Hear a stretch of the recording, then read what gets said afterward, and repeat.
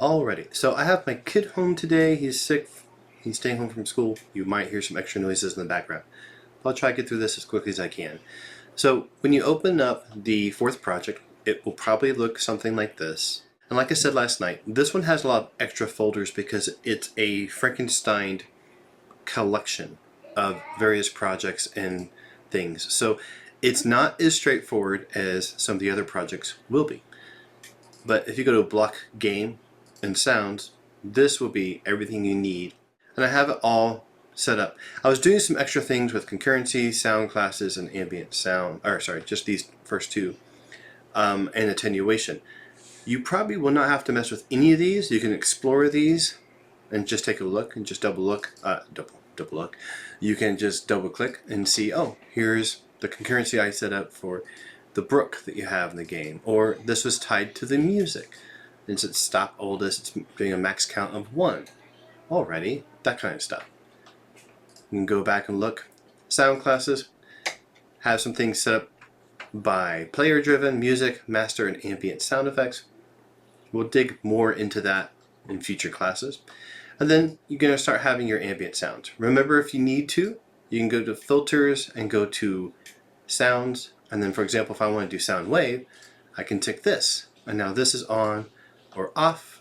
This is on or off. And I can do both, which kind of defeats the purpose of this folder. But you can filter out and make it a lot easier to see things. You can also just bounce around and look. You will have to set some things up. So, of course, you can go through for anything that has a sound cue. You can just replace these, name them however you need to, pop them in, and make it good to go. One quick note, anything you want looping, do not forget to tick on this and make sure that this is enabled to true. And you can see right there, wave player, ambient torch 2, and this is looping wave player. So if I click this, it's going to persist. The problem is, I've seen in the past is I had students forget to do that, and then for the torches, which are further into the level, if you're walking, and by the time you get to the torch, they may not have that sound anymore because the torch sounds can sometimes be fairly short. This one is 2 seconds. This one is 1.45 seconds. Really short files, and so they can be done and stop playing if they're not set to looping. And you can be like, why is this broken? Well, make sure it's looping. Alright, let's look at this real quick. Last night we talked about how you can have, instead of attenuation set up over here, like override or attenuation, and set up whatever you want. And here are those different slopes we talked about: logarithmic, inverse, log reversed, natural sound, or custom. But instead, because that wouldn't impact the entire sound cue, you can have it set by nodes right here. This is a base sound, the foundational sound of the loop, and it's going and it's playing with attenuation. And then over here, these are the more detailed, higher metallic sounds. They have a smaller attenuation. The fall-off distance for this is 6,500. The max fall-off distance for this is 2,000. So you have to be closer to hear this stuff than this stuff. And this all mixed down and then put into a sound cue. Pretty simple. And all you have to do is just right-click and you can see attenuation right there. Make a bass sound and then make some higher sounds. Remember, this is the one that sounds basically like a dryer. Ah, yes. Okay, let's move on here. For the most part, everything is hooked up the way you need it to be. You don't really have to worry about it. You can go through and just plug things into sound cues and go from there. Pretty simple. So you're moving the camera with the WASD key, W-A-S-D, and then if you right click and do W-A-S-D, you can strafe and go forward and backwards. And then if you left click and just move the mouse around, it's like you are looking around with your head. Now a quick reminder over here, I can click on the torch, and if it doesn't show up right now, it's doing the visual effects, you can tell. It's saying the fireball. I can just do torch, and now it's doing this. And remember, if you do Option for the Mac, Alt for the PC, you hold that down and then you move, you make another one, like so. And when you're implementing things in 3D, it's always really, really useful to look from a couple different vantage points, because you can think, oh, I'm right on it, but you might not be. So you have to kind of move around and say, am I exactly where I need to be? And what you can also notice is when you go into an object, it starts to do that checkered graphics versus totally clear. It's trying to show you you're in something. So I would just do your best, pick a couple different spots here, and look around and be like, oh, see, I'm a little bit too far this way. Let me drag this about there. And there you go. Now you can see the inner sphere and the outer sphere. And if I go to pop this in, this outer sphere, let me actually float it. While this is highlighted, this is the sound cue, and I can change this value and drag it up or down. You can see it's getting wider or bigger. And just don't forget that the inner sphere is going to be full volume, and then the distance between the inner and the outer, it is going to do whatever fall off you want. This is set to linear right now, that straight line. You can do something like logarithmic, it's going to be more of a curve instead of a straight line, but it's going to say full volume and then the distance all the way out to here, and once you get past the max distance, you're not going to hear it at all. The other thing we talked about was the debugger. So if I want to go ahead and do it right here, I'm going to right click on the scene and do play from here, preview, play from here. It's going to pop me right there. Cool. Now, you can hear some of the sounds coming in. Now, one thing that we learned about last night, don't forget, the listener is actually on the camera, not the player. So the player model is right next to the torch. As we move the camera closer, it gets louder. So that's just the nature of this kind of game if you have the listener on the camera. Now that's a really small attenuation here, like you have to get really close to it. I might need to make that bigger. Now, the debugger. If I hit tilde, it does this. And then if I do au.debug.soundcues and then space 1, it turns that on. And I can see ambient wind loop is happening. And if I get my camera close, you can see it starts to play the torches. And if I go close to the crystal, it does that sound effect as well.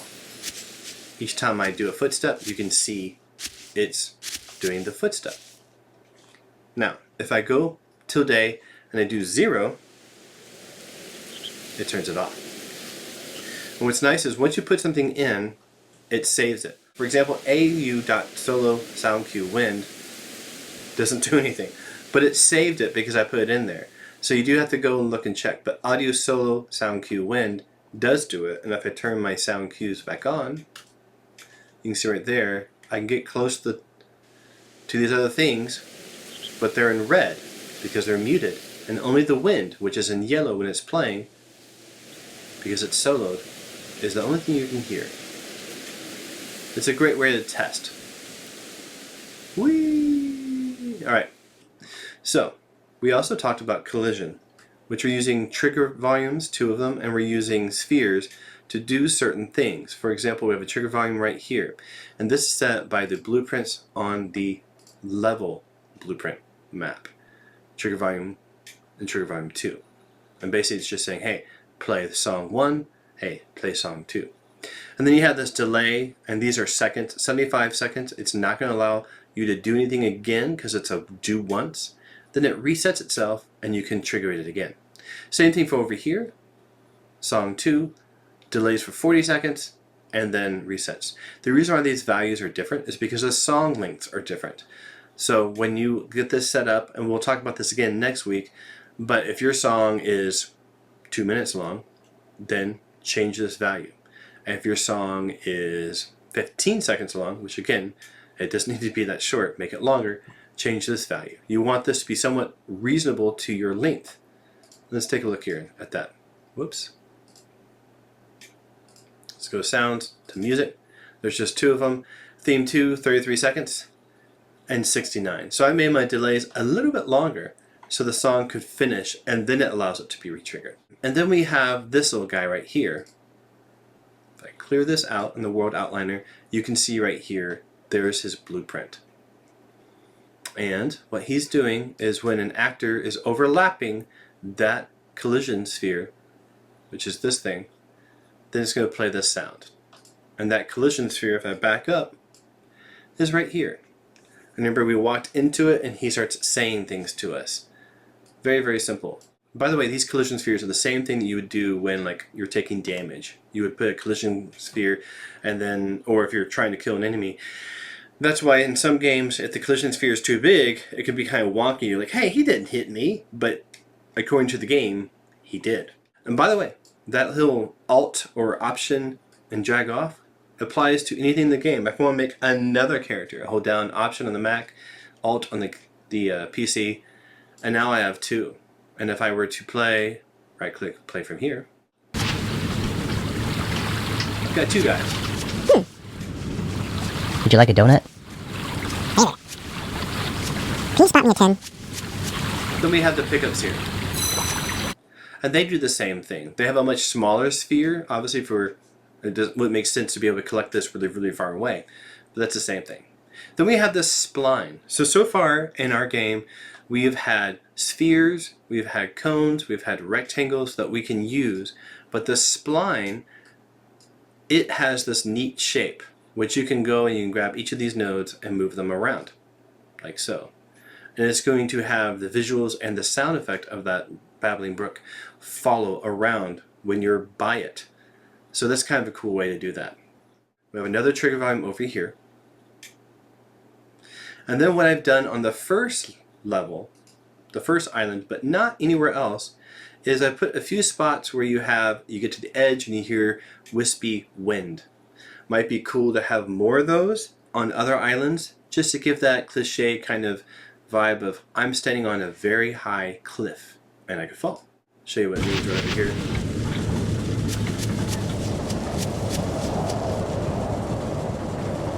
I don't want to die. So you get the idea. So your task right now is to go through and make all these sounds. You have footstep sounds for grass and stone, all the logic set up for you, and then you have ambient sounds all across, make sounds for the windmills, make sound for the babbling brook, pick up for gems and coins. There's two different types. They look different and they sound different. And then also sounds for the, of course, NPC chatter, sounds for the crystals and the torches. The other thing over here, I have some trees, is you can do cricket sounds. So right now if you go to ambient, and then down here, random cricket sound. And remember, you're going to drag from the content browser into the scene, not from the world outliner. It won't work over there. If I try and drag this and pop this in, it doesn't do anything. This is your delivery method. And then you can go through and you can set up what this is doing. And what is it doing? Well, like we talked about last time, you have a couple that are empty, that way it won't play. And then you have some that are set up. Now if you notice real quick, this is none. This doesn't have cricket sounds set up yet, just wave players. So you will need to go through and make a cricket sound and then pop this in. And then it has all the same logic as before. You have a delay between 0.4 seconds and 5 seconds. If that gets too repetitive and too annoying, make the max larger, like 10 seconds. And then this is looping all of this logic over here. Alrighty, that's about it for the first week for this class. Go through, you have all the details on canvas. There's some sounds when the character jumps, and what's kind of cool about that is it's all these male climb grunts, 0, 1 through 5. If I play them right now, they're going to sound like just someone working out.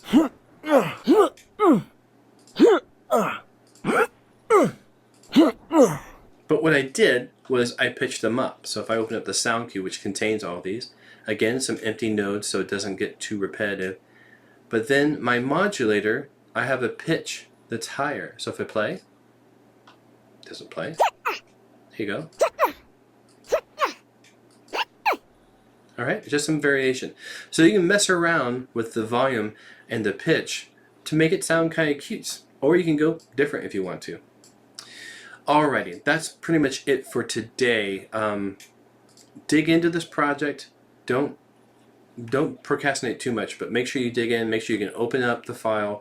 And then from here, and like I said last night in class, I really also want this to be original music. There's been some sourcing of music, which is totally fine, not a problem, and you guys have done a really good job selecting appropriate music. But for the next few projects, Project 4, Project 6, and definitely Project 7, I want original music. So we might spend a little more time on this project than before. One other thing I forgot to mention is you will need to, in the ambient sound, right here, this is the one where you're going to need to add some more inputs, make some more envelopes, or what I would do is I would just copy and paste, and then set them up. And remember, you can do this whole thing where you can just select all of them, right click on one, alignment, distribute vertically, makes it a little bit nicer, and then you can do Shift A, makes it a little bit prettier. Then if you want to save a little bit of time, you can select all of them, do right click, random.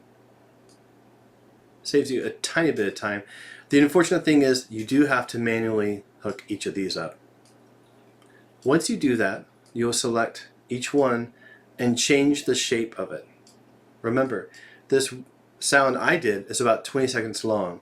So you can go through, if your song is longer, let's say it's 35 seconds long, then I can just select the very last one on time and do 35 and put that.